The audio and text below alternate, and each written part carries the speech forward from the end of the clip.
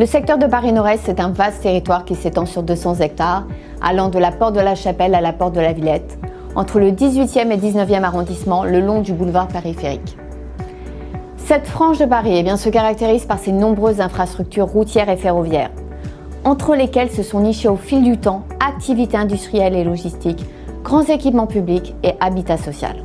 Ce territoire constitue donc un défi pour Paris, dont le but est de désenclaver ses quartiers périphériques, d'y améliorer la qualité de vie, d'y créer de nouveaux pôles économiques, en s'appuyant à la fois sur le renouveau de l'offre de transport public et la dynamique de la plaine Saint-Denis. L'aménagement de ce territoire est prévu sur le long terme et constitue un projet urbain de grande ampleur, qui devrait développer 1,3 million de mètres carrés. Il pourrait même accueillir 28 000 habitants et environ 15 à 20 000 salariés. Au sein de ce vaste secteur, le premier quartier qui en passe d'être terminé est celui de la ZAC Claude Bernard et la requalification de l'entrepôt McDonald entre les ports de La Villette et d'Aubervilliers. La CEMAVIP est la société d'aménagement en charge de la conduite du projet. Il s'agit de 20 hectares, soit 1/10 du territoire de Paris Nord-Est, qui laisse place aujourd'hui à un nouveau quartier mixte, comprenant 1600 nouveaux logements et plus de 160 000 m² de constructions diverses, dont 68 000 m² de bureaux.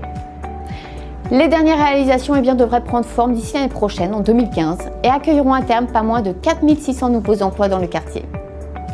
D'un point de vue maintenant des infrastructures de transport, le quartier bénéficie déjà de la mise en service du tramway T3, qui relie les portes de Paris entre elles, qui sera d'ailleurs étendue vers l'ouest jusqu'à la porte d'Asnières dès 2017.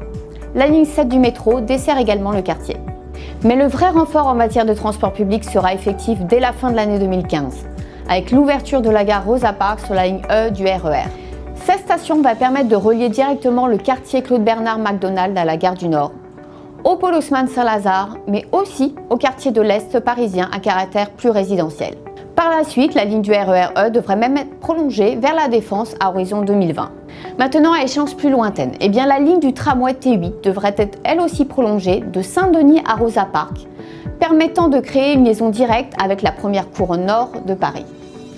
Cette liaison permettrait également d'accéder rapidement aux futures lignes du Grand Paris Express. Si vous souhaitez avoir plus d'informations sur le quartier Claude Bernard McDonald et plus largement sur la dynamique des territoires du nord de Paris, je vous invite à consulter notre étude Grand Paris Immobilier d'entreprise Tendance Future, qui pour sa première édition s'intéresse à 3 grandes opérations majeures que sont Clichy-Batignolles, les docks de Saint-Ouen et l'opération Paris Nord-Est, Claude Bernard et McDonald plus précisément. Cette étude est consultable sur notre site dont l'adresse paraît à l'écran.